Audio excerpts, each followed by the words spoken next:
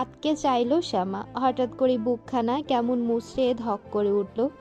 শ্যামার থেকে কম উদ্বিগ্নতা নিয়ে সকলেই চাইল সংগ্রামের দিকে। সালেহা শুধালেন লতিফ জোয়ারদারের আগে।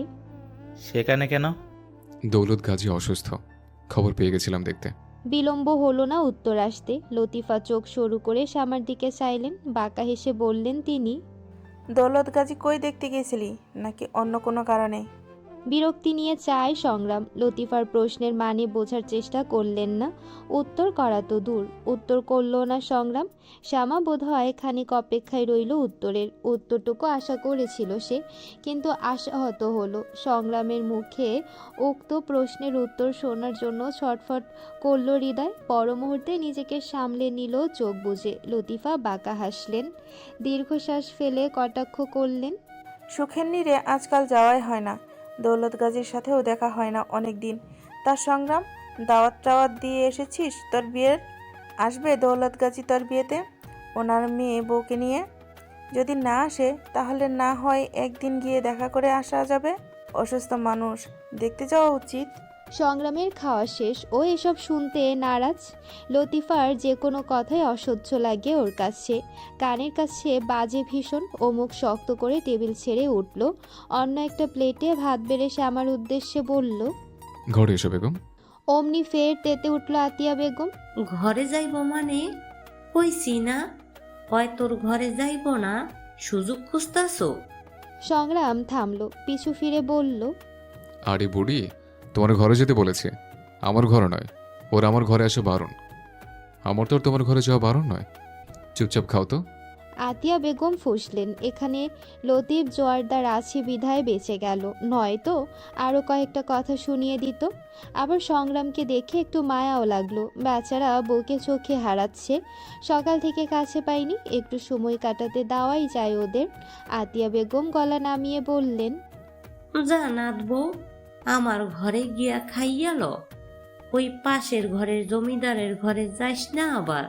সংগ্রাম ফিচেল হাসল। মোক্ষম সুযোগ পেয়েছে সে। ও তড়িঘড়ি করে সিঁড়ি ডিঙিয়ে উঠল। পিছু পিছু ধীরে উঠল শ্যামা। সংগ্রাম কথার খেলাপ করেনি। আতিয়া বেগমের ঘরেই গেছে সে। শ্যামা পিছু পিছু ঢুকতেই খট করে দরজা লাগিয়ে দিল সে। চমকালো শ্যামা। নিজেকে সামলে নেওয়ার আগেই হুট করে পেছন থেকে সংগ্রাম জড়িয়ে ধরল ওকে। সংগ্রামের দীর্ঘশ্বাসের শব্দ কানে আসলো। চোখ বুজে পরপর কয়েকবার দীর্ঘশ্বাস ফেলল সংগ্রাম। শ্যামা অনুভবে মুচকি হাসল। সংগ্রাম তার বেগমের মসৃণ কাঁধে একখানা চুম্বন এঁকে বলল। অবশেষে শান্তি মিলল বেগম, পুরোদিন কাছে পাইনি, এবারে ছাড়ছি না। শ্যামা সংগ্রামকে নিজের থেকে সরিয়ে কপাল কুঁচকে বলল। পাশের ঘরের ছোট জমিদার সাহেব ছাড়তে তো হবে, ঘরে যান এখন। ঘরে যাবো মানে? ঘরেই তো আছে, এ ঘর থেকে নড়ছি না আমি। বলতে বলতে দায়সারাভাবে খাটে গিয়ে বসলো। ক্লান্তির শ্বাস ফেলে টান টান হয়ে আধশোয়া হলো।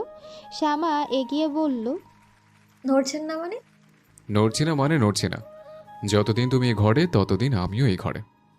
যদি তুমি পাশের ঘরে জমিদারের কামরায় যাও, তাহলে এই জমিদারও তোমার পেছু পেছু সেই কামরায় গিয়ে উপস্থিত হবে। নয়তো নয়, তুমি যেখানে আমিও সেখানে। বিশাল হতভম্ব হলো শ্যামা। কি বলে এই লোক? শ্যামা তাড়া দিল। দাদা জান এক্ষুনি এসে যাবে, ঘরে যান তো, আমি খেয়ে দিয়ে ঘুমবো, রাত হয়েছে অনেক। তোমার ঘুমের সুবিধা দিতে তো এলাম, আর তুমি এইভাবে তাড়িয়ে দিচ্ছ আমায়। তুমি তো ভারী পাষণ্ড। শ্যামা কোমরে হাত গুজে ভ্রু নাচিয়ে শুধালো। আমার কি সুবিধা? আমার বুক ছাড়া ঘুম আসবে তোমার? ঘুমাতে পারবে? বালিশে মাথা দাওনি কতদিন হিসেব আছে? শ্যামা স্বাভাবিক হলো, আলতো চোখে চাইল। সংগ্রাম মাথা দুলিয়ে আবার বলল ভাবুক হয়ে। তোমার সুবিধা কতটুক জানি না, তবে আমার সুবিধা অনেক। তোমার মাথার বালিশ হতে হতে অভ্যাস হয়ে গেছে। তোমার বর বুকে না আসলে তৃপ্ততে দু চোখ বন্ধ হয় না আমার। মাঝে বুকটা শক্ত, তাই বলি কি আরামদায়ক নয়? ভীষণ আরামদায়ক, অভ্যেস তো আপনি হয়ে গেছেন আমার। কিন্তু দাদিজান যেহেতু এত করে বলছে, তার কথার খেলাপ করা উচিত হবে না। খেলাপ তো করলাম না। সে বলেছে তোমাকে আমার ঘরে যেতে দেবে না, আমার কাছে যেতে দেবে না। তো না দেখ, আমি আসবো তোমার কাছে, দেখি কজনে বাধা দেয়। তার মানে আপনি আমার কথা শুনবেন না? শুনছি তো, তবে মানব না। বিবাহিত পুরুষের বউ ছাড়া ঘুমাতে নেই, পরীর নজর লাগে। এমনি তো আমি খুব সুন্দর, যদি কোনো বড়ি টড়ি নজর দিয়ে দেয়, আমার বাবা কারো নজরের প্রয়োজন নেই। আমার বেগম হলেই চলবে আমার, কিন্তু বেগমকে ছাড়া একেবারেই চলবে না। কথা না বাড়ি তাড়াতাড়ি খেয়ে আনো তো, ঘুম পাচ্ছে আমার। বড় শ্বাস ফেললো শ্যামা। ঠোঁটের কোণে এক চিলতে হাসির রেখা দেখা দিল শ্যামা, সেটাকে ঠেলে দূরে সরালো। এই লোকের সাথে কথা বলে লাভ নেই, দাদি যান আসুক, তিনি যা করার করবেন। শ্যামা হাত ধুয়ে খেয়ে নিলেন। সংগ্রাম এক পায়ের উপর অন্য পা তুলে পা নাচাচ্ছে, শুয়ে শুয়ে চেয়ে আছে উপরের দিকে, আবার পলকে পলকে দেখছে শ্যামাকে। শ্যামার খাওয়া হতে না হতেই দরজায় কড়া নাড়ল আতিয়া বেগম। উচ্চস্বরে ডাকলেন তিনি। নাথ বউ, দরজা আটকাইয়া দিছস কেন? খোল দরজা। দরজা আটকাইয়া খাইতে হইব তোর। শ্যামা হেসে ফেলল। সংগ্রামের ভাবমূর্তি বদলে গেছে। এক ঝটকায় উঠে বসল সে। শ্যামা হেসে বলল, এসে গেছে দাদিজান, দাঁড়ান দরজাটা খুলে দিয়ে আসি। সংগ্রাম খপ করে চেপে ধরল শ্যামাকে। বসা থেকে আর উঠতেই পারল না শ্যামা। এদিকে আতিয়া বেগম ডেকেই যাচ্ছেন। সংগ্রাম গলা উচালো, আজকে এই ঘরে তোমার জায়গা নেই দাদিজান। তুমি আমার বউকে দখল করতে চেয়েছিলে, আমি আমার বউকে নিয়ে তোমার ঘর দখল করে ফেলেছি। এই দরজা আজ আর খুলবে না। তুমি বরং পাশের ঘরে জমিদারের কামরায় গিয়ে নিজের জায়গা করে নাও। আতিয়া বেগম চমকালেন দরজার উপারে, শঙ্কিত হয়ে বললেন, দাদু ভাই, তুই এখনো ঘরের ভিতরে আসোস? একখান সুযোগ দিছি দেখা সুযোগের লুটপাট শুরু কইরা দিছোস। বাহির হ আমার ঘর থাইকা, আমি ঘুমামো। ঘুম পাইতাছে আমার। ঘুমাও বুড়ি, পাশের ঘরে গিয়ে ঘুমাও। জামাই নাই তোমার, একলা মানুষ, ঝামেলা হবে না। আমার বউয়ের জামাই আছে, জামাই ছাড়া থাকতে ঝামেলা হবে ওর। আর ডাকবা না তো আমাদের? ওরে নির্লজ্জ বেহাইয়া, বাহির হ আমার ঘর থাইকা। তোর বউরে 3 দিন পর দিমু তো। আজ দরজা খোল দাদু ভাই, মাইয়াটার সর্বনাশ করিস না এমনি। সংগ্রাম চোখ কপালে তুলল। শ্যামা না চাইতো হেসে উঠল ফিক করে। ওর সর্বনাশ করবে সংগ্রাম? যেমন দাদি তেমন তার নাতি। শ্যামা ছোটার চেষ্টা করছে, সংগ্রাম চেপে ধরে আছে ওকে, তাই পারছে না উঠতে। সংগ্রাম আবার গলা বাড়িয়ে বলল, মাইয়াটা সর্বনাশ বহুকাল আগেই করছে বুড়ি, তুমি এখন আমাদের মাঝে এসে সর্বনাশ করো না। যাও তো এখান থেকে, দরজা খুলবে না আজ, আমরা ঘুমাবো এখন। শুভরাত্রি বুড়ি, তোমার মরা জামাইয়ের সাথে পাশের ঘরে গিয়ে গল্প করতে করতে ঘুমিয়ে পড়ো, আর চেঁচিয়ে লাভ হবে না। শ্যামা মুখ খুলতে চাইল, ওর মুখ চেপে ধরল সংগ্রাম। খানিক ছটফট করতে লাগলো শ্যামা। বাইরে আতিয়া বেগম আহাজারি করে ডেকেই যাচ্ছেন, এই বাড়ির লোক জড়ো হলো বলে। কিন্তু না, সংগ্রামের ভাবান্তর নেই, হেলদোল নেই ওর। দরজা খুলবে না আজ, এটা ভালো করেই বুঝে গেছেন আতিয়া বেগম। তিনি তবুও কয়েকবার হাঁক ডাক পারলেন। শেষমেশ চাপা গলায় বললেন হতাশ হয়ে, এত সোহাগ? তোরে তোর সোহাগী বউ পাত্তা দিব না দেখিস। আমারে ঘর সারাইলি তো, কাইল ওট আগে, তারপর দেখানি মনি তোরে। বলতে বলতে দরজা থেকে সরে আসলেন, অবশ্য নিজের ইচ্ছেতেই। এদিকে একটু সরে এসে ফিক করে হাসলেন নিজেও। দুদিকে মাথা নাড়িয়ে নিজের মাঝে বিড়বিড় করলেন কিছু। বাইরেটা চুপ হতেই শ্যামার মুখ ছাড়ল সংগ্রাম। হাঁসফাঁস করে দম টানল শ্যামা। উফ, কি করছেন আপনি? দাদিজান ডাকছে তো, ছাড়ুন খুলে দিয়ে আসি দরজাটা। চলে গেছে দাদিজান, তোমাকে আর ভাবতে হবে না। চুপচাপ ঘুমাও বেগম, এবার শান্তিতে ঘুমাবো আমি। এসো বুকে এসো। শ্যামা খানিক নিগড় স্থির চোখে চেয়ে রইল। সংগ্রামের সাথে আসলেই একেবারেই যায় না এই হাবভাবগুলো। কি পায় সংগ্রাম এসব করে? শ্যামার মাথায় আচমকা একটা প্রশ্ন জাগলো। তৎক্ষণাৎ প্রশ্ন করে ফেলল সে, সুখের নীড়ে কেন গিয়েছিলেন? দৌলত কাছিকে দেখতে। সত্যি? তোমাকে মিথ্যে বলেছে কখনো? আলগোছে আলতো মাথা নাড়ায় শ্যামা। চাহনি প্রগাঢ় হয়ে আসে আরও।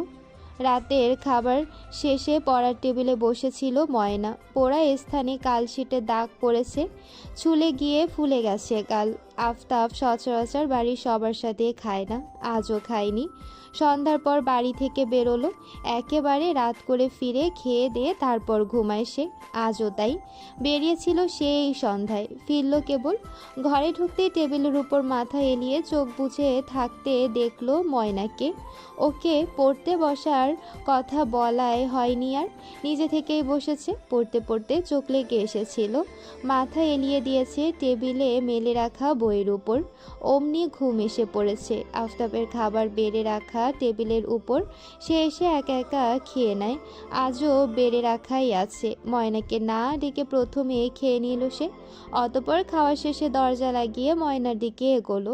হারিকেনের হলদে তপ্ত আলোতে দেখলো মেয়েটার মুখ, পোড়া ক্ষতস্থান স্পষ্ট, ঝলসে গেছে পুরো।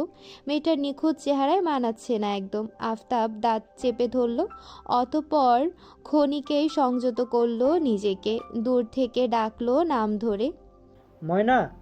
উচ্চস্বরের প্রথম ডাকেই ভোরকে সবে লেগে আসা চোখ দুটো তড়িতে খুলল মেয়েটা। আফতাব বলল সালাম দিতে।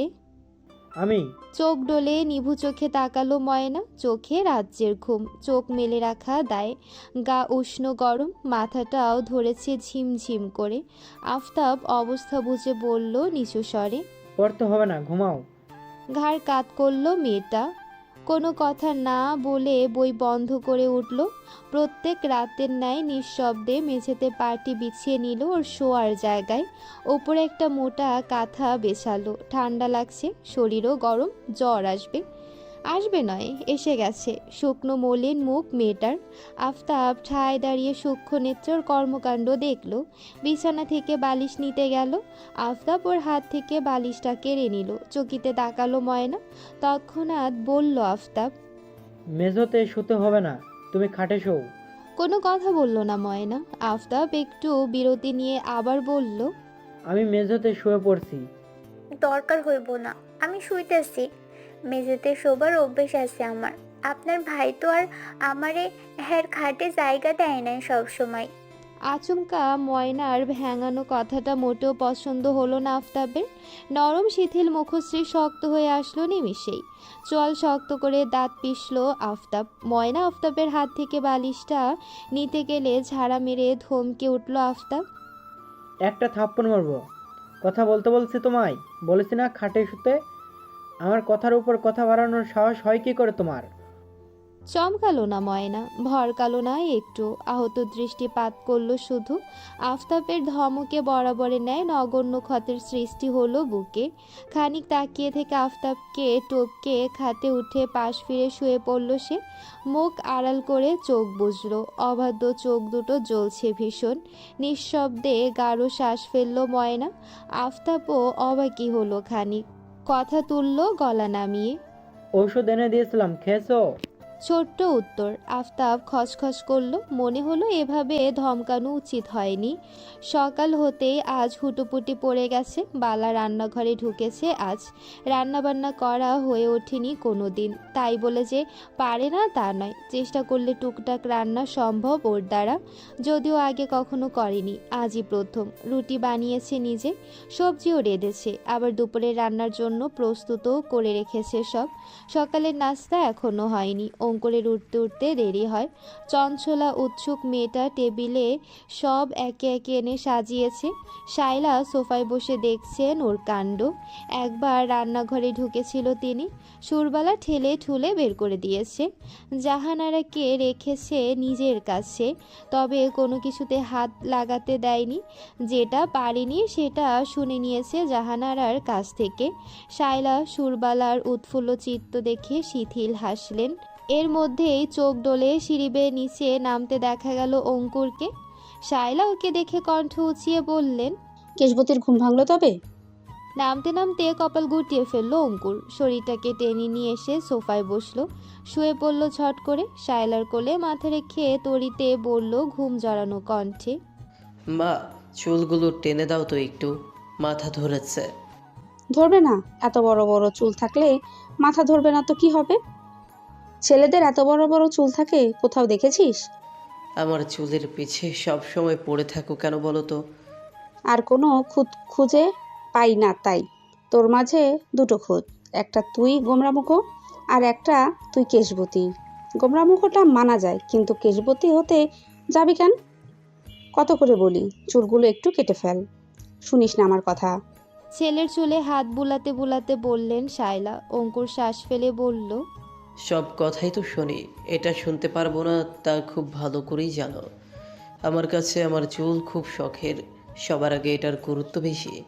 আমার আগেও। তোমার থেকে একটু কম। আর সুরবালার থেকে? ঝট করে অক্ষি মেলে অঙ্কুর। খানিক চুপ থেকে ভনিতাহীন উত্তর করে, ওর থেকে অনেকটা কম। হেসে ফেলল শায়লা। কথা বলতে ভনিতা নেই অঙ্কুরের, শায়লার সামনে তো আরও নেই। সুরবালা রান্নাঘর থেকে বেরিয়ে চেঁচিয়ে ডাকলো, মা, রাত্রি এসে সব তৈরি। চকিতে চায় শায়লা, সাথে অঙ্কুর। কোমরে শাড়ির আঁচল গুছে পাকা গিন্নির ন্যায় রান্নাঘর থেকে বেরিয়ে আসলো বালা, মুখে হাসি। চুলের এলোমেলো ঢিলেঢালা খোপাটা কাঁধে এসে পড়েছে। অঙ্কুর কপাল গুটিয়ে উঠে বসলো। শায়লা উঠে হাঁটা লাগিয়ে বলল, খেতে চাইলে আয়, সুরবালা রেঁধেছে আজ। সুরবালা প্লেটে প্লেটে খাবার বেড়ে দিয়েছে, জাহানারাকেও বসিয়েছে নিজের সাথে। সব শেষে ও নিজে একটা চেয়ার টেনে বসে বলল, আমার দিকে দেখছি সবাইকে দেখছো, খেয়ে বলো কেমন হয়েছে। খারাপ হয়নি, প্রথম রান্না। স্বাদের তুলনায় একটু বেশি প্রশংসা পেল সে। খাওয়া শেষ করার আগেই অঙ্কুর রাশভারী কণ্ঠে বলল, কাল একবার গ্রামে যেতে হবে। চকিতে চেয়ে প্রশ্ন করল শায়লা, কোন গ্রাম? সুরবালার জমিদার গ্রামে। কপাল কুঁচকে তীক্ষ্ণ হয়ে আসলো বালার। শায়লা ওর আগে প্রশ্ন করলেন, আসেনি তো সেদিন, আবার যাবি? তুমিও যাবে? সবাই যাবো আমরা। সবাই কোথায়?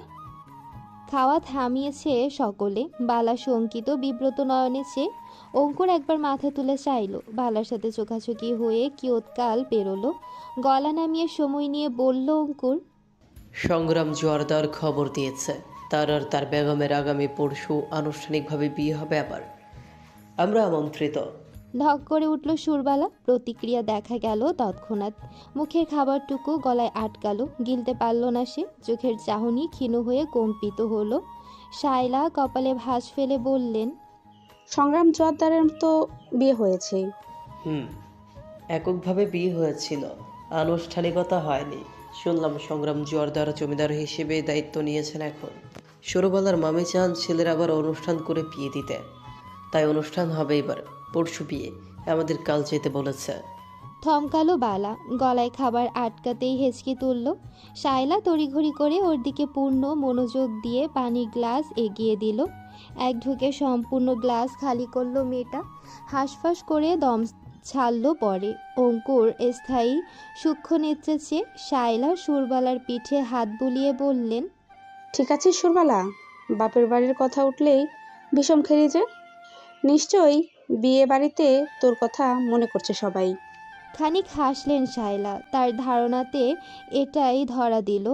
বালা ধরফর করে উঠে দাঁড়ালো, কোনো রকমে বুলি ফুটালো রুদ্ধ কণ্ঠে, আমি খাবো না মা, ঘরে গেলাম। বলেই এক ছুট। শায়লা বুঝলেন না, ভাবলেন হয়তো বাপের বাড়ি যাওয়ার খুশিতে চিকচিক করছে মেয়েটা। অঙ্কুর আর খেলো না, পারল না খেতে। সেও একইভাবে তড়িঘড়ি করে ধাওয়া করলো বালাকে। ঘর এসে বিছানার উল্টো দিকে মেঝেতে এক কোণায় গুটিয়ে বসেছে সুরবালা। কান চেপে ধরে হাঁটুতে মাথা ঠেকিয়েছে। অঙ্কুর ঘরে ঢুকে প্রথমে নজর ঘুরিয়ে বালাকে খুঁজলো। খুঁজে পেতেই ধীরে এগোলো ওর দিকে। খানিক দাঁড়িয়ে থেকে নিঃশব্দে এক হাঁটু মুড়ে বসে ধীরে ডাকলো, সুরবালা। ধক করে উঠল সুরবালা। ভেজা দৃষ্টি তুলে চায় তরিতে। আটকে ওঠে অঙ্কুর। ওর কিছু বুঝে ওঠার আগে আচমকাই হুমড়ি খেয়ে ওকে জড়িয়ে ধরল বালা। ভাঙা গলায় বলল আটকে আটকে, আমি যাব না, আর যাব না বাড়িতে। দয়া করে আমাকে নিয়ে যাবেন না বাড়িতে। আমি আর পারবো না, আমি পারবো না দেখতে। ওনাকে চোখে সহ্য হয় না আমার। সেদিন আগে যখন উনি শ্যামাকে কোলে নিয়েছিলেন, আমি দেখেছি সেদিন। আমার খুব কষ্ট হচ্ছিল, বিশ্বাস করুন। আমি আর কষ্ট পেতে চাই না। এবার থেকে ওনাকে কারোর সাথে দেখতে পারবো না আমি। দয়া করে নিয়ে যাবেন না আমায়, আমি যাব না। অঙ্কুর প্রতিক্রিয়াহীন, হাত দুটো অচল।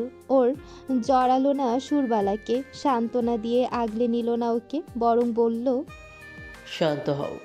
না, আগে বলুন আমার নিয়ে যাবেন না, বলুন। আমি যাব না। আচ্ছা, নিয়ে যাব না, তুমি শান্ত হও। জড়িয়ে ধরুন আমায়। সুরবালা, যা বলছি তাই করুন। তাই করলো অঙ্কুর। আলগা হাতে জড়ালো, একটু সময় পেরোলে ধীরে শুধালো। সংগ্রাম জোয়ারদারকে এখনো ভালোবাসো? পালা চোখ বুজেছিল। অঙ্কুরের প্রশ্নে ভেজা পাপড়ি মেলে চোখ খুলল, মুচড়ে উঠল ভেতরটা, কান্না আটকালো কোনো রকমে, বলল ভাঙা গলায়। না, যে আমার নয় তাকে কেন এইভাবে ভালোবাসবো আমি? সত্যি ভালোবাসো না? না। তাহলে যে তোমার তাকে ভালোবাসতে দ্বিধা কিসের? সরে আসলো সুরবালা। অঙ্কুরের হাতের বাঁধন আলগাই ছিল, সরে আসতে বাধা পড়ল না। গুটিয়ে বসলো সে, হাঁটু জড়িয়ে নিল আর তাকালো না অঙ্কুরের দিকে। চোখের পানি গাল বেয়ে গড়িয়ে পড়ছে অঝোর ধারায়। অঙ্কুর নির্বিকার ভঙ্গিতে তাকিয়ে, চোখের চাহনি গুড়। সে অধীরে অপেক্ষার উত্তরে। সুরবালার পাশে ঠাঁই নিয়ে বসলো সে, একটু কাজ ঘেঁষেই বসলো। সুরবালার কান্নার শব্দ নেই আর, গুমড়ে গুমড়ে উঠছে সে। মেয়েটা হেঁচকি তুলে বলল ধরা রুদ্ধ গলায়। ভালোবাসার উপর থেকে মায়া উঠে গেছে, কিন্তু যাকে ভালোবাসলাম তার উপর থেকেই মায়া উঠলো না এখনো। কি করব আমি? তৎক্ষণাৎ অঙ্কুর বলে উঠল। তাহলে এখনো ভালোবাসো? মুখে না বলছো যে? ভালোবাসি না, কিন্তু ভালোবেসেছিলাম, এটা ভুলতে পারি না।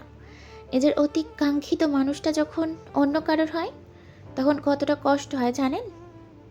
আমার কাছে শুনবেন? শুনুন, ওনাকে দেখলে আমার খুব কষ্ট হয়। আমি জানি না ওনার ওপর আমার অনুভূতিগুলোকে ভালোবাসা বলে কিনা, জানি না আমি ওনাকে ভালোবাসি কিনা। কেন ওনার প্রতি আমার এত ঝোঁক, কেন ভুলতে পারি না ওনাকে? খুব তো চেষ্টা করি, বিশ্বাস করুন। উনি যেদিন আমাকে বোঝালো সেদিন ভেবেছিলাম সব ভুলে যাব। উনি কেউ ছিলেন না আমার জীবনে, এটাই মানব, তো পারলাম না। ওনার নাম শুনলে রুহু কাঁপে আমার। ওনার পাশে নামের পাশে অন্য কাউকে যুক্ত হয়েছে এটা মনে পড়ে, আমাকে ক্ষতবিক্ষত করে। এটা ভীষণ পোড়ায় আমায়, কলিজা ছিঁড়ে যায়। কেন মানতে পারি না আমি?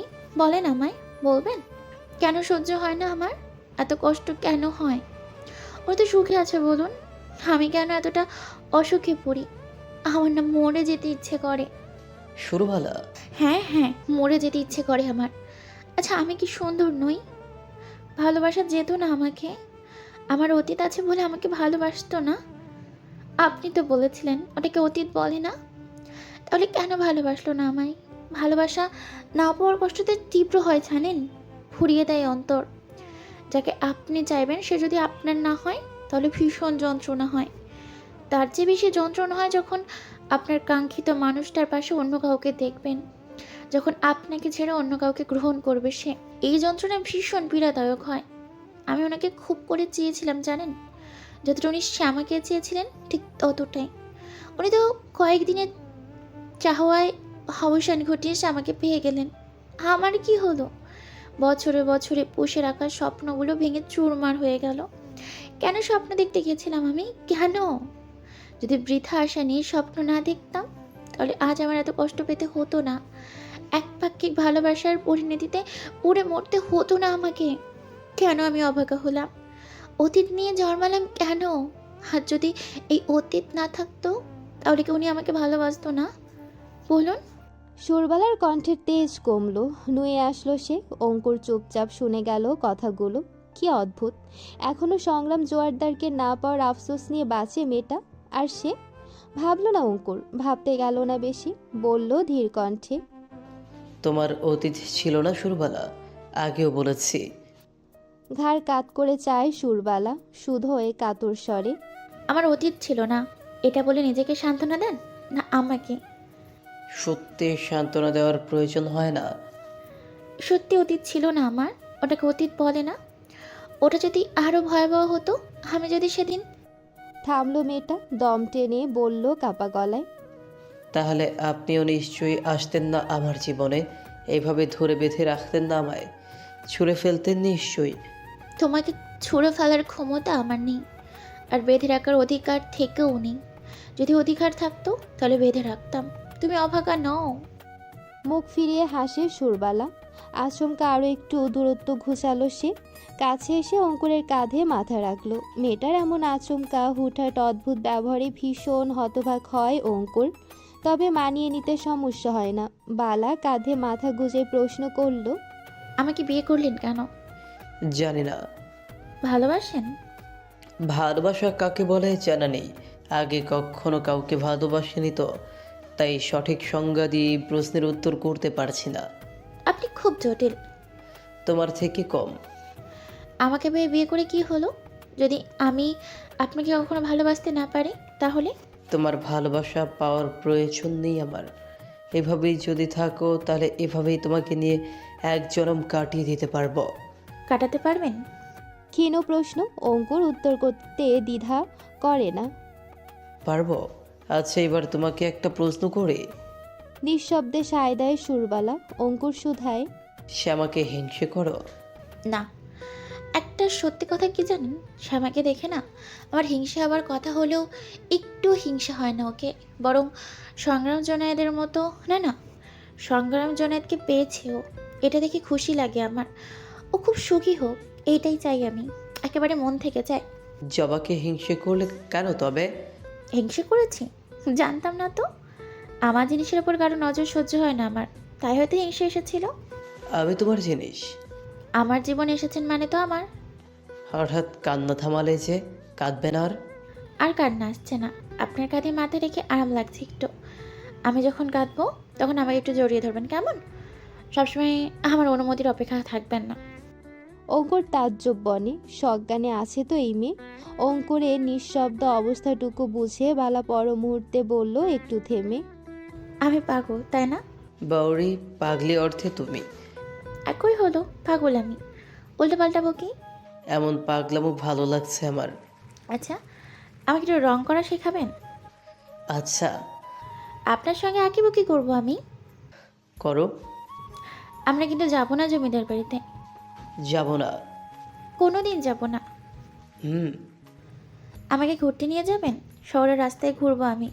রিক্সা তো অনেক, আমি টিভিতে দেখেছিলাম শহরে অনেক রিক্সা। আমি না রিক্সায় উঠিনি কখনো। নিয়ে যাব। কবে? যেদিন যেতে চাইবে। কাল যাই। আচ্ছা। ঝালমুড়ি খাবো, অনেক দিন খাই না। ঠিক আছে। বাগানে অনেক ফুল গাছ লাগাবেন, একটা গাছও নেই আপনাদের বাগানে। কেমন খসখসে শূন্য শূন্য লাগে সব, ফুলের মিষ্টতা নেই। ফুল গাছ নিয়ে আসবেন আজ। আচ্ছা। ছাদেও ফুল গাছ লাগাবো। আচ্ছা। সুরবালার প্রত্যেকটা কথায় সায় দিচ্ছে অঙ্কুর। কলের পুতুলের ন্যায় উত্তর করছে। বালা অবাক হয়ে বলল, এইভাবে আমার কথায় তাল মেলাচ্ছেন যে? ইচ্ছে করছে তাই। আমার সব কথা শুনবেন? হুম। সুরবালা মাথা তুলে তাকালো। সে নিজেও কেমন অদ্ভুত ব্যবহার করছে, তাই না? অঙ্কুরের চোখে চোখ রেখে বলল সে, আপনার চুলগুলো খুব সুন্দর, ছুঁয়ে দিই একটু? হ্যাঁ, কেন নয়। শীতল উত্তর অঙ্কুরের। মাথাটা খানিক নিচু করে দিল সে। বালা হাত বাড়িয়ে দিল, ঝাঁকড়া চুলের ভাঁজে হাত ডুবিয়ে দিল সে। ছেলেদের চুল এতটা নরম হয়, স্পর্শ করতে গলে যাচ্ছে যেন। বালা হাত নামিয়ে বলল, চুল কাটলে আপনাকে কেমন লাগবে? কাটেনি কখনো, তাই জানি না। আমি যদি কাটতে বলি কাটবেন? চকিতে চায় অঙ্কুর। সুরবালার কান্না ভেজা মুখটা মলিন, স্থির চোখে চেয়ে আছে সে। কান্না আটকাতে ভুলভাল বকছে হয়তো। অঙ্কুর তৎক্ষণাৎ উত্তর করতে পারল না। ঢোক গিলে সময় নিয়ে ক্ষীণ উত্তর করল, হুম। সত্যি? তাহলে কেটে ফেলুন, মা তো সবসময় চুল কাটতে বলে আপনাকে। সুচালু দৃষ্টি কম্পিত হলো অঙ্কুরের। চোখ সরিয়ে নিল সে। বালা হাসলো একটু একটু, মস্করা করলো শুধু। অঙ্কুর ওর চুলগুলোকে কতটা অগ্রাধিকার দেয় তা ওর অজানা নয়। বালাকে ছাড়িয়ে উঠল অঙ্কুর। গা ছেড়ে বলল স্বাভাবিক কণ্ঠে, ওঠো। আমি মজা করলাম শুধু। ওঠো এখন। বাপরে চুল আপনাকে খুব সুন্দর লাগে। বাপরে বলা? সকালে আতিয়া বেগমের তপ্ত ঝাড়ি খেয়েছে সংগ্রাম। চটচটে রসকসীন গলায় সংগ্রামকে অনেক কথা শুনিয়ে দিয়েছেন আতিয়া বুড়ি। রাতে ঘুম হয়নি তার। বিছানা বদল হলে সহজে ঘুম আসে না। সারা রাত এপাশ ওপাশ করেই কাটিয়ে দিয়েছেন। তার উপর কোমরের ব্যথা। ভেবেছিলেন শোয়ার আগে শ্যামার থেকে ডলে ডলে মালিশ করে নেবেন একটু, কিন্তু তার হলো কই। সব সংগ্রামের দোষ। দোষের সাজা হিসেবে গাদা গাদা কথা শুনতে হয়েছে আজ ওকে। আতিয়া বেগম কান ঝালাপালা করে দিয়েছেন বকে বকে। তবুও হেলদোল নেই সেই জমিদারের। কোনো প্রকার অনুশোচনা নেই নিজের কাজের জন্য। বুড়িটাকে রাতের বেলা অমন ঘর ছাড়া করলো, পরে আর খোঁজ নিল কই। বউকে নিয়ে আরাম আয়েসে বুকে জড়িয়ে রাত্রি কাবার করলো সে। আর বুড়ি আতিয়া বেগম ইচ্ছে মতো কথা শুনিয়েছেন। সংগ্রাম হাই তুলে কান চুলকে শুনেছে কথাগুলো। ভাবাবেগ নেই তার। সে তো তার বেগমকে জড়িয়ে আরামে ঘুমিয়েছে। তার আর কি চাই? সকালে শ্যামা দরজা খুলতেই আতিয়া বেগমের হুটপাটের সম্মুখীন হতে হয়েছে। এবার কথা শুনিয়ে ঘুমন্ত সংগ্রামকে অর্ধচন্দ্র দিয়ে বের করে দিয়েছেন ঘর থেকে। শ্যামাকে ওর সাথে বের করে দিয়েছেন। এদের মাঝে ঢুকে লাভ নেই, এটা বোঝা হয়ে গেছে। ঘরে এসে আবার ঘুমিয়েছিল সংগ্রাম। বেলা করে উঠে গ্রামে বেরিয়েছে। জমিদার বাড়ি আজ থেকে সাজানো হচ্ছে। পরশু বিয়ে। পুরো জমিদার বাড়ি নতুন আলোকসজ্জায় সজ্জিত হবে। দুপুরের পর অনেকে এসেছেন ডেকোরেট থেকে। সংগ্রাম নিজেই নিয়ে এসেছেন তাদের। অন্দরের ভেতরে ঢোকা বারণ। বাইরেটা আপাতত সাজানো হচ্ছে। দেয়ালে দেয়ালে ঝোলানো হচ্ছে রং বেরঙের ফেরি লাইট। বাগান ছাঁটাই করা হয়েছে। জায়গা বের করা হয়েছে বাগানে। 7টা গ্রামের লোকের সমাগম ঘটবে। বিশাল জায়গার প্রয়োজন। জমিদার গণ্ডিতে জায়গা কুলাবে না। সকালের খাওয়া দাওয়ার আয়োজন করা হচ্ছে জমিদার বাড়ির পাশের বিশাল ফাঁকা মাঠে। মাঠ তো নয়, বাগান। দূরত্বে দূরত্বে দাঁড়িয়ে বিশাল বিশাল আম গাছ। এই বাগানের পাশেই ধরলা বহমান। মাঠের মাটি এখন ঠকঠকে। বসন্তে নিঃশব্দে ঝরে পড়েছে বিশাল বিশাল গাছের পুরনো পাতাগুলি। ঝরা পাতার ভারী পরত ছিল বাগানে। এখন সবটা পরিষ্কার। খসখসে শূন্যতা আশেপাশে। গাছে লালচে লালচে নতুন কুড়ি গজাচ্ছে সবে। সে মাঠে আয়োজন করা হচ্ছে। জমিদারের গোয়ালে গরু ছাগল অগণিত। সেগুলো লতিফ জোয়ারদারের খুব শখের। লতিফ জোয়ারদার গোয়াল ফাঁকা করবেন না। বিকেলের দিকে 20টা গরু এসেছে। বিরাট আকৃতির এক একটা। বড় বড় টিলারে করে আনা হয়েছে এগুলো। সব জবাই হবে বিয়ের আগের রাতে। 7 গ্রামের মানুষের খাবারের জন্য, যাতে কমতি না পড়ে। কমতি পড়বেও না। গরুর সাথে ছাগলও আছে একাধিক। জমিদার বাড়ির বাইরেটা কোথায় কিভাবে করা হবে না হবে সব দেখিয়ে দিয়েছে সংগ্রাম। যেহেতু অন্দরে পুরুষ প্রবেশ নিষিদ্ধ, তাই গুটি কয়েক মহিলার দ্বারা সাজানো হচ্ছে অন্দর। সকাল থেকে পুনরায় পরিষ্কারের কাজে লেগে পড়েছিল সবাই। পরিষ্কার শেষে বিকেলের পর থেকে ভেতরটা সাজানোর আয়োজন চলছে। দুপুরে খেতে আসার পর সংগ্রাম শ্যামাকে বাইরে বেরোতে নিষেধ করে গিয়েছিল। তাই করেছে শ্যামা, বাইরে বেরোয়নি আর। দরজা খুলে ঘরেই ছিল। পরিষ্কার আর সাজানোর জন্য আসা মহিলাদের উকিঝুঁকি দেখে এক পর্যায়ে দরজা লাগিয়ে দিয়েছে। সংগ্রাম দুপুরে খাওয়ার পরপরই ফের বেরিয়েছে। কাঁধে জমিদারের দায়িত্ব। উত্তরের জমিটা নিয়ে ভাবতে হচ্ছে এখন। লতিফ জোয়ারদার ঠিকই বলেছিলেন, কাঁধে দায়িত্ব পড়লে হাল ধরতে বাধ্য হবে সংগ্রাম। অলসতা আসবে না। 7 গ্রামের জমিদার এখন সংগ্রাম জোয়ারদার। লতিফ জোয়ারদারের সময় থেকে বিরোধ চলছিল সেই জমিটা নিয়ে। 7 গ্রামের বাইরে জমিদারের কোনো হস্তক্ষেপ নেই। পাশের গ্রাম বৈকুণ্ঠপুর। সেখানকার মাতব্বর আশরাফ তালুকদার। লতিফ জোয়ারদারের সাথে হিংসাত্মক সংঘর্ষ তার। লতিফ জোয়ারদারের কাছে পুরো 7টা গ্রামের মালিকানা রয়েছে। 7টা গ্রাম তার অধীনে। আর এই 7টা গ্রামের মানুষের ভরসা লতিফ জোয়ারদার। গ্রামের মানুষ তাকে অন্ধের মতো বিশ্বাস করে। লতিফ জোয়ারদারের আলাদা একটা সম্মান মর্যাদা রয়েছে সবার মাঝে। সেই মর্যাদা আশরাফ তালুকদারের তুলনায় অধিক। এই মর্যাদার তফাতের জন্যই মূলত লতিফ জোয়ারদারের সাথে সংঘর্ষে লিপ্ত হয়েছেন আশরাফ তালুকদার। গ্রামের মানুষের কাছে জমিদার লতিফ জোয়ারদারকে নানান অপদস্থ হেয় প্রতিপন্ন করার চেষ্টা করেছিলেন তিনি, কিন্তু বারবার ব্যর্থ। তার এই ব্যর্থতাই তার মাঝের হিংসাত্মক সত্তাকে দ্বিগুণ করেছে। লতিফ জোয়ারদারের পিছে কোনোভাবেই লাগতে না পেরে অযৌক্তিকভাবে ভূখণ্ড দখলের চেষ্টা করেছেন তিনি। উত্তরের জমিদার গ্রামের শেষ সীমান্ত, যেখানে উন্মুক্ত কবরস্থান, গ্রামের জনসাধারণের কবরস্থান।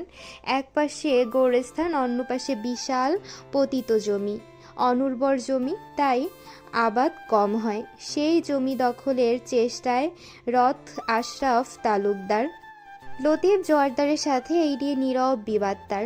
কেউই এখনও কঠোর ব্যবস্থা নেয়নি। লতিফ জোয়ারদার এখন নিয়ে গেছেন, আশরাফ তালুকদারও তাই। এখন সব দায়ভার তাদের ছেলেদের হাতে। সংগ্রাম আগে কখনো সেই জমি নিয়ে মাথা ঘামায়নি, তবে এবার মাথা ঘামাতে বাধ্য হয়েছে। আশরাফ তালুকদারের পুত্র আরাকান তালুকদার বোধহয় বাড়াবাড়ি করছে একটু। পতিত জমি হওয়ায় গ্রামের মানুষ গরু ছাগল চড়ায় সেই জমিতে। ইদানিং আরাকান তালুকদার বিব্রত করছে গ্রামের মানুষদের। ছেড়ে রাখা গরু ছাগল ধরে নিয়ে যায় নিজের গ্রামে, সেগুলোর মাংস দিয়ে উল্লাস করে তারা। সংগ্রামের কানে এই নিয়ে অনেক অভিযোগ এসেছে। আজ অভিযোগ গায়ে ফেলে সেখানেই গেছে সংগ্রাম। সংগ্রামের সাথে সর্বদাই করিম রহিম আছে, সংগ্রামের ডান হাত আর বাঁ হাত এরা। আজ আরও বেশ কজন আছে সংগ্রামের সাথে। শেষ সীমান্তে গিয়ে জিপ থেকে নামলো সংগ্রাম, গায়ে একখানা কালো চাদর আড়াআড়িভাবে জড়িয়ে নেওয়া। জিপ থেকে নেমেই ওর সূক্ষ্ম দৃষ্টির সম্মুখে পড়ল আরাকান তালুকদার। আলের অপর প্রান্তে একখানা ছাউনি দেওয়া টং বসানো, মাথার উপর বিশাল তেঁতুল গাছ। আরাকান তালুকদার তার সাঙ্গদের সাথে বসে আড্ডায় মজেছে সেখানে। শুনশান গোরস্থান, তবুও ভয় নেই মনে। মাথায় একটা কারাকুল টুপি আরাকানের। শ্যামলা স্বাস্থ্যবান চেহারায় নীলচে পাঞ্জাবি, শরীরের তুলনায় মাথার আকৃতি একটু বেশি বড়, যাকে বলে মাথা মোটা। একে দেখলেই হাসি আসে সংগ্রামের। এবারও হাসি আসলো, ঠোঁট চেপে হাসি সংবরণ করল সংগ্রাম। পাঞ্জাবির হাতা গুটিয়ে নিল। জিপের আওয়াজ কানে পৌঁছাতেই আরাকান সহ বাকিরা এদিকেই তাকিয়েছে। রহিম করিম বাকিরা সংগ্রামের পিছে এসে দাঁড়ালো। রহিম ভ্রু গুটিয়ে বলল, চলেন জমিদার সাহেব, আরেকটু কানের মজা দেখে আসি। ওইটা আরেক কান রে ঘাসি, ওইটা আরেক কান হইব। করিমের খোঁটা দেওয়া কথায় ফুঁসে উঠল রহিম। তিরিক্ষি হয়ে কটমুটিয়ে তাকালো। চুপ করবি? ওরে আমি কি করবো সেটা আমার ব্যাপার, তোরে আমার ভুল ধরতে কইছি। তুই ভুল কইলে দোষ নাই, আর আমি ভুল করলে দোষ? তোর না বড় ভাই আমি, তোর ভুল শোধরাই দিমু। ওদের থামাতে হাত উচালো সংগ্রাম। এ দুটোতে লাগলে আর সহজে থামবে না। এখন ওদের ভুল ধরাধরি দেখার সময় নেই। সংগ্রামের সংকেত বুঝেই চুপ করলো দুজনে। সংগ্রাম উদ্যমে সামনে এগোলো। আরাকান সহ বাকিরা দাঁড়িয়ে গেছে। সংগ্রাম আল পেরিয়ে সোজাসুজি গিয়ে বসলো টঙের উপর। একটু জিরিয়ে দীর্ঘশ্বাস ফেলে পায়ে পা তুলল। তা দেখে ভ্রুযুগল জড়ো করলো আরাকান। চোখ সরু করে তাকালো। সংগ্রামের পিছে দাঁড়ালো ওর সার্গেতরা। সবার আগে মুখ খুলল সংগ্রাম। জমিদার সংগ্রাম জোয়ারদারকে দেখে সম্মান প্রদর্শন করে দাঁড়িয়ে গেলে, বসার জায়গা ফাঁকা করে দিলে, প্রসন্ন হলাম আমি। আরাকান বাঁকা হাসলো, বলল কণ্ঠ চিপে, আচ্ছা, তা জমিদার সংগ্রাম জোয়ারদারের আপ্যায়নের ব্যবস্থা করি একটু। বহুদিন পর দেখা। আমার দোরগোড়ায় আমার গণ্ডিতে নিজে থেকে এসেছে সংগ্রাম জোয়ারদার। অতিথিয়তা না করলে চলে। ওই মন্টু একটু লাল পানির ব্যবস্থা কর জমিদারের জন্য। নতুন জমিদার 7 গ্রামের, আমরা তার অধীনে না থাকলেও সে এখন আমাদের অধীনে। একটা মানবতা তো আছেই আমাদের। জমিদার সংগ্রাম জোয়ারদার পান করবেন লাল পানি, আর বিষাদ আছে। দুই দিকে ঘাড় ঘুরিয়ে সোজা হয়ে বসলো সংগ্রাম। সামনের দিকে হেলে বসলো। হুম, ওসব হারাম হারাম জিনিস মুখে রোচে না আমার। তোর আবার হারাম খেয়ে কি অভ্যস্ত? হারামের উপর বসবাস তোদের। এখনো দাঁড়িয়ে আছিস হারামের উপর। আমার গণ্ডিতে দাঁড়িয়ে আমাকেই হারাম সাজছিস? প্রশংসা করি তোর সাহসের। উফ, ধন্য হলাম। জমিদার সংগ্রাম জয়দার আমাদের সাহসের প্রশংসা করলো। আর কি চাই? এই প্রশংসা শুনে সাহস বেড়ে গেল আরো। স্পর্ধা কমা, আর তহবিল গুছিয়ে সব নাটক শেষ কর। ফোর এখান থেকে। অনেকদিন ধরেই সহ্য করছে। রাগাস না আমায়। আমাকে রাগানোর পরিণতি কি হতে পারে তোর ধারণা আছে আশা করি। কানে এক আঙ্গুল ঢুকিয়ে সংগ্রামকে উপেক্ষা করে ব্যঙ্গাত্মক ভঙ্গিতে কান চুলকালো আরাকান। মুখ খোলার আগে রহিম বলে উঠল, কি রে আরেক কান? কান চুলকাইতাছে, চুলকায় দিমু? ঝলকানো ক্ষিপ্ত দৃষ্টিতে তাকালো মন্টু, পিঙ্কু আর জসিম। আরাকানের চেলায়েরা। পিঙ্কু রগরগে গলায় ফোঁস করে উঠল, এ পিঙ্কি মামনি, কারিশমা কি হ্যাঁ? করিম কা করিম, আর ওরে কি করিম কইতাছস? করিম আমি। মুখ খুলছি আমি। আমার নাম পচাইলি কেন তুই? মারমো একখান থাবড়া, চোখের সাথে সাথে জবানও বন্ধ, ঠিক বন্ধ হইয়া যাইব। করিমের তৎক্ষণাৎ আক্রমণে নিজের কথা শেষ করতে পারল না পিঙ্কু। চোখ রাঙিয়ে তাকালো আরো বেশি। সংগ্রাম এসবে কান দিল না, মাঝখান থেকে বলল চড়া গলায়, দেখ আরাকান, আমার সাথে লাগতে আসিস না। জমি আমার, এটা তুই খুব ভালো করেই জানিস। আর এই জমি আমি 1 ইঞ্চিও ছাড়বো না, এটাও জানিস। বেকার বেকার নিজের সময় আর মোটা মাথার আজের ব্রেন নষ্ট করিস না। অন্য যে পথ বেছে নিয়েছিস সেই পথেই চল। সেই পথেই তোর সাথে আমার পাঙ্গা হবে। যাকে পারিস তার সাথে হাত মিলিয়ে নিজের দল ভারী কর, তবেই পথ ছাড়। জমি ত্রিসীমানা থেকে দূরে সর। গ্রামের মানুষের যদি আর একটা ক্ষতি করেছিস তাহলে দ্বিতীয়বার এইভাবে শান্ত হয়ে তোর সামনে পাবি না আমাকে। নিজের পোটলা গুটিয়ে ফেল, টং তোল এখান থেকে। তোর নামে দ্বিতীয় কোনো অভিযোগ শুনতে চাই না আর। তোকে এভাবে শান্তভাবে দেখতে চাই না আমি। অশান্ত হয় একটু। উন্মাদ সংগ্রাম জোয়ারদারকে ভীষণ ভালো লাগে আমার।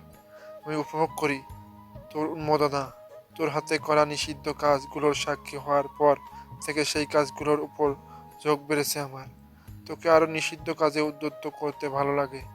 তাই তো তোর ভাইয়ের সাথে মিলে গ্রামের ডাকাতি করিয়েছিলাম। কিন্তু তুই তো ভালো মানুষ, এটা জানা ছিল না। আমাকেও ছাড়লি না, তোর ভাইকেও ছাড়লি না। শাস্তি দিলি কাদের?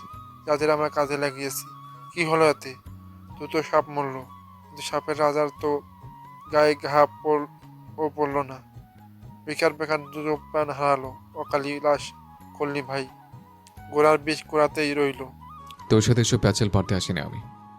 নিজে নাচ হতে না চাইলে এখান থেকে গুটিয়ে যা। বউ বাচ্চা আছে, সংসার কর ভালো মতো। 2 বাচ্চার বাপ হয়েছিস সবে, বংশবৃদ্ধি কর। এত তাড়াতাড়ি তোর পতন ঘটলে তোর বংশে লাল বাতি জ্বলবে। তালুকদার বংশের সাদাবাতি জ্বালিয়ে দেখে এবার। অন্যের পিছিয়ে কাঠি না নেড়ে নিজের কথা ভাব। জমিদারের 7 গ্রাম আর তোর 1 গ্রাম। উচ্চ মর্যাদা নিজের গ্রামে হাসিল কর। এমনটু তোর মনিবকে বলে দিস এই জমির আশেপাশে যেন ওকে আর না দেখি আমি, তোদেরও না। নয়তো 4টে কবর করা হবে এই গোরস্থানে। গোসল ছাড়া কবর হবে 4টে লাশ। ওপরে শান্তি পাবি না, নাপক হয়ে কবরের শুলে। দাঁত খিসল আরাকান। সংগ্রামের গভীর নীরের স্বরে মন্টু ঘন পলক ফেলল, আর চোখে চাইল আরাকানের দিকে, অতঃপর এক পলক করে পিঙ্কু আর জসিমের দিকে। মন্টুর ন্যায় ওদেরও ভীত অবস্থা, চোখে ভয় প্রকাশ পাচ্ছে স্পষ্ট। ওরা স্বচোখে সংগ্রাম জোয়ারদারের ক্ষিপ্ত বর্বরতা দেখেছে, একবার নয় 3-3বার। এই গোরস্থান সাক্ষী অনেক কিশোর। আগেরবার গ্রামে ডাকাত পড়ার পর আরও বেশি স্বতন্ত্র হয়ে গেছে ওরা। তবে ওরা সন্দিহান। একের পর এক অনেকবার আরাকান আর জুনায়েদকে ছেড়ে দিয়েছে সংগ্রাম। ছেড়ে দিলেও ছাড়ের খাতায় রাখেনি। এই ছাড়ের মানে জানা নেই। কেন ছাড়ে সংগ্রাম ওদের? ঢোক গিলল ওরা 3 জন। করিম টিটকারি মারল ওদের অবস্থা দেখে। পিঙ্কি মামুনি মুদবি তুই? চেহারা গামতাসুস কেন এমনে? এইখানে গোরস্থান নাবাক করিস না ভাই। যা ওই চিপায় গিয়া হালকা হয়ে আয়। আরাকান দাঁত খেসল, বলল পর মুহূর্তে কাজ ছেড়ে, আজকের দিনে এই সব সংঘর্ষ মারামি কথা বাদ দে। শুনলাম বিয়ে করছিস আবার। দাওয়াত দিবি তো? নাকি তোর জমিদারি হতাভুক্ত নই বলে বাদ দিবি আমাদের? বউটা তো একই, শুনেছি বউ কালা। তা হাসা নাকি কালা বউ তোর? এত সুন্দর জমিদারের কালা বউ? সত্যিটা বল দেখি। তোর মুখে না শুনলে বিশ্বাস হবে না। আসলেই তোর বউ কালা? হাত মুঠো করল সংগ্রাম, যথাসম্ভব সংযত করল নিজেকে, হেসে বলল, এত সুন্দর জমিদারের যত সুন্দর বউ হওয়ার কথা, আমার বউ তার থেকেও 1000 গুণ বেশি সুন্দর। ছোট্ট একটা বাক্য শেষে থামল সংগ্রাম। রহিম করিম ঝট করে সংগ্রামের দিকে তাকালো, অতঃপর ঝট করে চাওয়াচাই করলো একে অপরের দিকে। 2 ভাই দুজনের চোখে চোখ রেখে মুগ্ধতায় মুচকি হাসলো। এদিকে তিরস্কার করে হাসলো আরাকান। 2 কদম এগিয়ে বলল চাপা কটাক্ষের স্বরে, মাথায় নাকি সমস্যা তোর বউয়ের? অর্ধ পাগল তোর বউ। সংসার পেতেছিস কিভাবে ওর সাথে? এক ঝটকায় দাঁড়িয়ে গেল সংগ্রাম। আকস্মিক ওর দাঁড়ানোতে খানিক ভোরকে তৎক্ষণাৎ তরিতে পিছিয়ে গেল আরাকান। কলজে ধক করে উঠেছিল আচমকা। ওর চমকানোতে হেসে ফেলল সংগ্রাম। গা দুলিয়ে শব্দ করেই হাসলো। আরাকানের পেছন থেকে একটা শিশু সুলভ ডাক কানে আসে এবার। চকিতে সেদিকে মনোযোগ দেয় সবাই। আব্বা আব্বা বলে একটা ছোট্ট বাচ্চা ছুটে আসলো। বয়স হবে 6। জমির ধারের চিকন আলবে এক ছুটে এসে থামলো সকলের মাঝে। হাঁপিয়ে গেছে ছুটতে গিয়ে। বাচ্চাটা থেমেই হাঁসফাঁস করে দম টানল। চোখ তুলে তাকিয়ে একইভাবে হাঁসফাঁস করেই আরাকান তালুকদারের দিকে ঘুরে বলল ভাঙা ভাঙা শব্দে, আম্মা তোমারে ডাকে আব্বা, বিকেল হয়ে গেছে, বাড়িতে যাবে না? দুপুরে খাও নাই? মুরগি জবাই করছে আম্মা, গলম গলম খাইতে ডাকে, চলো চলো। বলতে বলতে সংগ্রামের দিকে চোখ যেতেই চিকচিক করে উঠল বাচ্চাটা। আরাকানের হাত ধরেছিল কথার মাঝে। এক ঝটকায় হাতটা ছাড়ল সে। সংগ্রামের দিকে ফিরে আদুরে হয়ে বলল আবার, তুমি ভালো আছো? আমারে চিনছো? সংগ্রাম হাঁটু মুড়ে বসলো বাচ্চাটার সম্মুখে। কণ্ঠ খাদে নুয়ে একই আদরে করলো স্বর, তোমার চিনবো না? কি যেন নাম বলেছিল তোমার? শেহজাদ না? আর আমি ভালো আছি, তুমি কেমন আছো? খুশিতে হাবদক ঘাড় ঝাঁকালো বাচ্চাটা। একবার এই জমির পাশে এই বাচ্চাটার সাথে দেখা হয়েছিল সংগ্রামের। সেবার সংগ্রাম একা এসেছিল গোরস্থানে। বাচ্চাটা খেলতে এসেছিল আরও অনেক ছোট বাচ্চার সাথে। যেহেতু পতিত জমি আর পাশে তালুকদার নিবাস, এখানে আসাটা অকল্পনীয় কিছু নয়। এখানে জমিদার গ্রামের শেষ হলো বৈকুণ্ঠপুর গ্রাম শুরু, আর বৈকুণ্ঠপুর গ্রাম শুরুতেই হয়েছে তালুকদার নিবাস দিয়ে। গোরস্থান থেকে তালুকদার নিবাস আর তালুকদার নিবাস থেকে গোরস্থান দুটোই মুখোমুখি। গোরস্থানের পাশে একটা বিরাট তেঁতুল গাছ, যেটা এক পাশ থেকে একটু আড়াল করে রেখেছে তালুকদার নিবাসকে। আর এই আড়ালেই চলে অনেক কিছু, যা চলে সব আধারে। সংগ্রাম হাঁটু মুড়ে বসা থেকে উঠে দাঁড়ালো। শেহজাদের মাথায় হাত বুলিয়ে দাঁত চেপে বলল আরাকানের উদ্দেশ্যে, ভাগ্যিস আগেই দুটো বাচ্চার জন্ম দিয়েছিস, নয়তো আজ বাচ্চা জন্ম দেওয়ার জন্য ধরনীতে থাকতি না। শুক্রিয়া আদায় কর, তোর দুটো বাচ্চা আশীর্বাদ বর্ষণ করেছে তোর ওপর। আশীর্বাদ অভিশাপে বদলাতে যাস না, সাবধান, সুযোগ বারবার আসে না। সংগ্রাম জোয়ারদার কিন্তু ঝাড় দেয় না। চললাম আজ, দ্বিতীয়বার যেন জমি সম্পর্কিত কোনো বিবাদে তোর সামনে না আসতে হয়। কথা শেষ করে এক মুহূর্ত দাঁড়ালো না সংগ্রাম। গটগটিয়ে রওনা দিল উল্টো পথে। পিছে বিষাক্ত সাপের ন্যায় গর্জন করে ফুঁসলো আরাকান। এই সংগ্রাম জোয়ারদার নিজেকে ভাবেটা কি? এত গরিমা ওর কেন? দাম্ভিকতা কিসের এত? এই দাম্ভিকতাই তো সহ্য করতে পারে না সে। আর ওর সামনেই কিনা এই দাম্ভিকতা। বিকেলের পরপর অনেক গাছ এনেছে অঙ্কুর, বিভিন্ন ফুলের গাছ। ওদের বাড়ির বাইরে বাগান আছে, তবে বাগান করা নেই। অযত্ন হবে বলে কোনো গাছ লাগানো হয়নি। শাইলাও এসবে ধ্যান দেয়নি। সুরবালার এক কথায় আজ গাছ এসেছে অনেক। গাড়ি থেকে লোক দিয়ে সব গাছ নামিয়ে বাগানের একপাশে রাখলো অঙ্কুর। অতপর বাড়িতে ঢুকে সুরবালাকে বের করলো বাড়ি থেকে। বালা সেই যে প্রথমবার এসে বাড়ি ঢুকেছে, তারপর একবার জমিদার বাড়িতে যাওয়ার সময় বাইরে বেরিয়েছিল, আবার ফিরে এসে ঢুকেছে, বেরোয়নি আর। অঙ্কুরের পিছু পিছু বাইরে বেরিয়ে এতগুলো গাছ দেখে তাজ্জব সুরবালা। শায়লা বেরিয়েছেন ওদের সাথে, তিনিও খানিক অবাকি হলেন। সুরবালা তাকেও একবার বলেছিল বাগানে গাছ লাগানোর কথা, তিনি অতটা গুরুত্ব দিয়ে শোনেননি। অঙ্কুরকে একবার বলার পরই যে অঙ্কুর এতগুলো গাছ নিয়ে আসবে তা ভাবেনি সুরবালা। সেই সকালের পরই দারোয়ানকে দিয়ে বাগানের মাটি খুঁড়ে রেখেছিল অঙ্কুর। মাটি খুঁড়ে পানি দিয়ে উর্বর করেছে বাগানের ভূমি। এখন শুধু গাছ লাগানোর পালা। সারি সারি করে গাছগুলো রাখা হয়েছে বড় বড় টবে, আগে থেকে অনেকগুলো লাগানো। এগুলো ছাদে তোলা হবে হয়তো। সুরবালা হতভম্ব হয়ে অবিশ্বাস্য নয়নে তাকিয়ে দেখলো সব। ওর এক কথার পরিপ্রেক্ষিতে এক কথায় গুরুত্ব দিয়ে এসব আনালো অঙ্কুর। তাজ্জব হয়েই বলল মেয়েটা, এত এত গাছ সব আপনি আনিয়েছেন? জাহানারা আর দারোয়ান গাছগুলো একে একে খোঁড়া গর্তে রেখে মাটি ঠেসে রোপণ করছে। অঙ্কুর হাত লাগাবে না এসব ময়লা আবর্জনায়। সে ওদিকে খেয়াল দিয়ে বেখেয়ালে উত্তর করল, আমি নয় তো আর কে? ফুল সমেত একখানা অলকনন্দা গাছও আছে। গাছটা নেতিয়ে পড়েছে রোদের উষ্ণতাপে। ফুলগুলো তাই। সেটাকে মাটির গর্তে পুঁতে দিতেই অঙ্কুর কথা শেষ করে এগিয়ে গিয়ে নেতিয়ে যাওয়া একটা ফুল ছিঁড়ে নিল 2 আঙ্গুলে। ফুলটার দিকে গাঢ় দৃষ্টিপাত করে মুচকি হাসলো। মুচকি হাসিটুকু নিজের মাঝেই ছিল, প্রকাশ হলো না ঠোঁটে। নাক ডুবিয়ে গন্ধটা টানার চেষ্টা করলো ফুলটার। না, আলাদা কোনো গন্ধ নেই। কেন? গন্ধ থাকা উচিত ছিল না এই ফুলটার। অঙ্কুর ফুলটা হাতে নিয়ে এসে আবার আগের জায়গায় দাঁড়ালো। মুহূর্তে গাছে গাছে ফুলে ফুলে সেজে উঠল শখ শখে বুড়ো বাগান। শূন্যতা থেকে পূর্ণ হলো ফুলে ফুলে। প্রত্যেকটা ফুলের গাছের একটা করে চারা নিয়ে এসেছে সে। কোনো গাছই বাদ পড়েনি হয়তো। শায়লা খানিক দাঁড়িয়ে থেকে টবগুলো ইশারা করে বলল, এগুলো ছাদে উঠবে? ছোট্ট উত্তর অঙ্কুরের। শায়লা দাঁড়িয়ে থাকতে পারলেন না, ভেতরে আসলেন তিনি। সুরবালা মুখ প্রতিক্রিয়াহীন, এখনো হতবাক বিমর্ষে। সব গাছের মাঝে একটা টকটকে জবা ফুলের গাছও আছে, সেটা এখনো লাগানো হয়নি। দারোয়ান সেটা রোপণের জন্য হাতে তুলতে এবার সেটার দিকে মনোযোগ পড়ল বালার। অমনি কপাল গুটিয়ে ফেলল সে। তৎক্ষণাৎ বাধা দিল দারোয়ানকে। দাঁড়ান চাচা। দারোয়ান ঘুরে তাকালো, অঙ্কুরও তাকালো চকিতে। সুরবালা বাঁকা চোখে অঙ্কুরকে দেখে মুখ বাঁকিয়ে বলল তপ্ত স্বরে, ওটা গেটের বাইরে লাগাবেন, জবা ফুল আমার পছন্দ নয়। গেটের পাশে লাগান ওটা চারা। দারোয়ান না বুঝে অঙ্কুরের দিকে চাইলেন। কথাটা বোধগম্য হতে বাকি রইল না অঙ্কুরের। সরু চোখে তাকিয়ে একটু বাজিয়ে দেখল সে।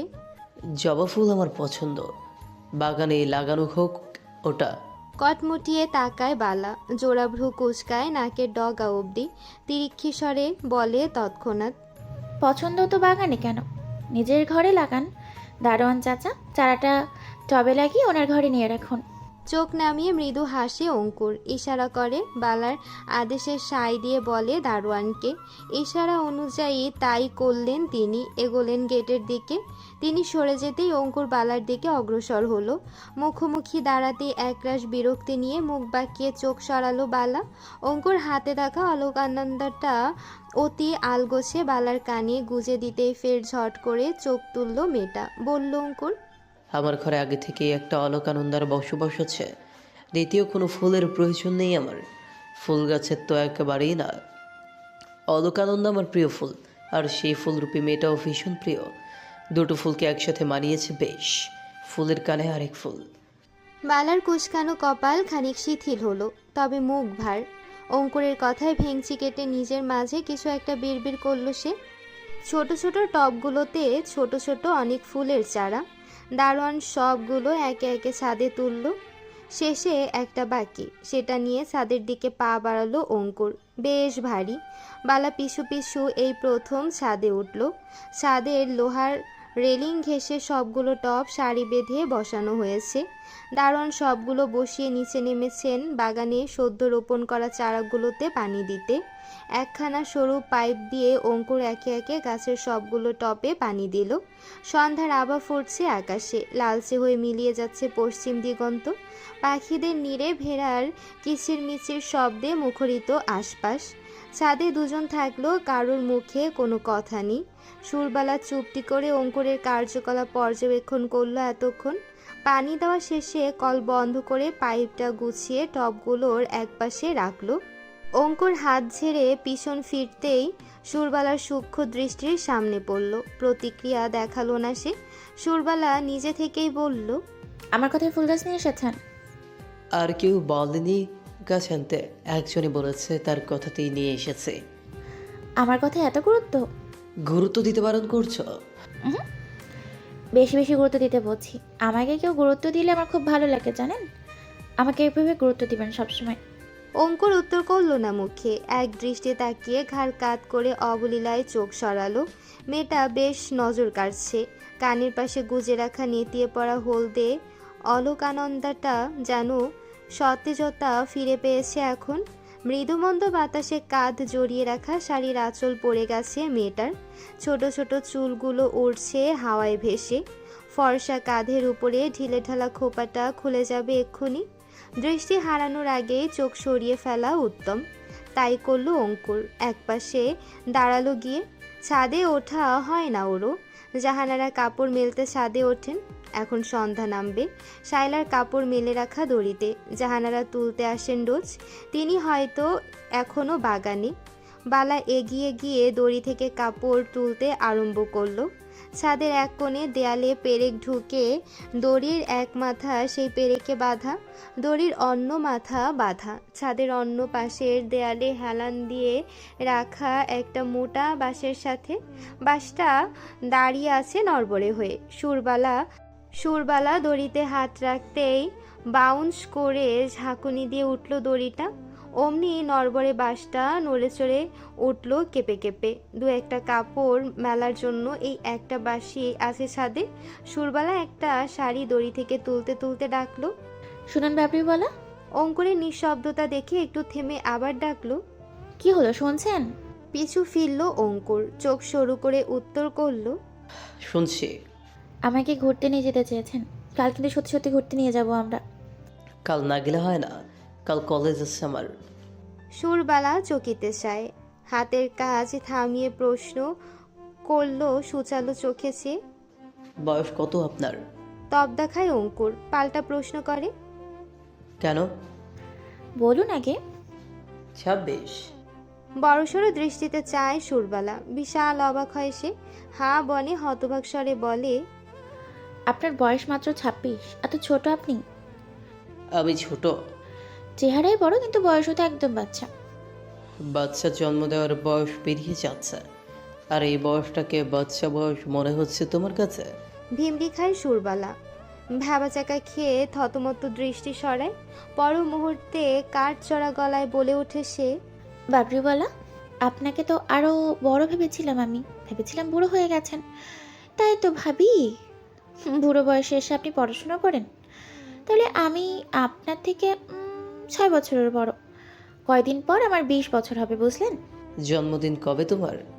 বাংলায় চৈত্র মাসের 24 তারিখ। ও। কালকে কলেজে গিয়ে কী করবেন? কলেজ শেষ অনেক আগেই, কাল পুনর্মিলনী আছে। সবাই যাবে? আপনার বান্ধবী জবা ফুলও? দৃষ্টিতে দৃষ্টি স্থির করে অঙ্কুর, উত্তর করে নির্লিপ্ত ক্ষীণ স্বরে। তৎক্ষণাৎ মুখ কুঁচকায় সুরবালা, মুখে একরাশ আধার নামে মুখ ফিরিয়ে নেয় সে। অঙ্কুর নির্বিশেষে একইভাবে চেয়ে ওর ভাবগতিক দেখলো। শায়লার একটা শাড়ি তুলে হাতে পেঁচালো সে, আরও একটা শাড়ি দড়িতে মেলে রাখা। শক্ত ঝটপট হাতে দড়ি থেকে একটানে শাড়িটা তুলতেই হ্যাঁচকা টান পড়ল দড়িতে। দড়ির অপর মাথা যে বাঁশটায় বেঁধে রাখা, সেটাও দড়ির ঝাঁকুনিতে নড়ে উঠল। হেলান দিয়ে রাখা মোটা বাঁশটা সমতা হারিয়ে হেলে পড়তে লাগলো সামনের দিকে। সুরবালার লক্ষ্য নেই সেদিকে। আনমনে বিড়বিড় করতে করতে হাতের শাড়িটা এক স্থানে স্থির করে গোছাচ্ছে সে। অঙ্কুর আকস্মিক ভরকালো, ধক করে উঠে চিৎকার করে উঠল, সুরবালা। চিৎকারের সাথে সাথে সুরবালার তপ্ত মস্তিষ্ক কিছু বুঝে ওঠার আগেই আকস্মিক হামলে পড়ল ওর উপর। হুড়মুড়িয়ে ওকে এক টানিয়ে পিছু ফিরিয়ে নিজের সুঠাম বুকের আড়ালে আগলে নিল অঙ্কুর। দু হাতে জাপটে ধরে হাতের বাঁধন দৃঢ় করল সে। ছোট্ট ছিপছিপে গরনের মেয়েটাকে লুকিয়ে ফেললো নিজের সুঠাম দেহের বাহুডোরে। ভরকালো মেয়েটা ছলকানো দৃষ্টি খিসে নিতেই অঙ্কুরের সূচক মৃদু গোঙানির শব্দ কানে আসলো, সাথে ছাদের মেঝেতে ধপ করে কিছু পড়ার শব্দ। উক্ত শব্দে ফের চমকালো মেয়েটা, দাঁত চেপে চোখ বুঝলো। কি ঘটলো, কি হলো, মস্তিষ্ক শূন্য, বুঝলো না সে। অঙ্কুরের দীর্ঘ একটা শ্বাসের শব্দ কানে আসতে চোখ খুলল তড়িতে। পুরুষালী বুকের ভাঁজ থেকে মাথা তুলে ছাদ করে তাকালো, চোখ বন্ধ অঙ্কুরের। মাথার এলোমেলো ঝাঁকড়া চুলে অর্ধেক চোখ ঢেকে গেছে, মুখখানা ফিকে কালচে, এর মধ্যে শক্ত চোয়াল। সুরবালা দৃষ্টি নামিয়ে চকিতে তাকালো নিচে। মেঝেতে বড় শক্তপোক্ত বাঁশটা পড়ে আছে ওদের পায়ের কাছে, সাপের ন্যায় দড়িটা এঁকে বেঁকে ছড়িয়ে। এখনও পুরোপুরি বোধগম্য হলো না। অঙ্কুর ধীরে চোখ তুলে তাকালো বালার ভীত দুর্বোধ্য মুখখানার দিকে। গাঢ় দীর্ঘশ্বাসে শুধালো ধীরে, ঠিক আছো? সুরবালা কান দিল না, আতকে উঠল সে। অঙ্কুরের কাঁধ গড়িয়ে গলায় নেমেছে লাল টকটকে উষ্ণ তরল। দৃষ্টি ছলকে উঠল মেয়েটার, কম্পিত হলো পুরো শরীর। অতর্কিতে হাত বাড়িয়ে দিল সে, 2 আঙ্গুলে অঙ্কুরের গলা বেয়ে নামা লাল তরল ছুঁয়ে দিল। কম্পিত গলায় হাঁসফাঁস করে অস্পষ্ট স্বরে উচ্চারণ করল, বাবরিওয়ালা।